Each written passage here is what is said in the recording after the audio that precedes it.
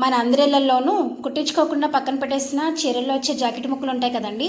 దాంతో ఈరోజు వీడియోలో సూపర్ ఐడియా అయితే షేర్ చేస్తాను.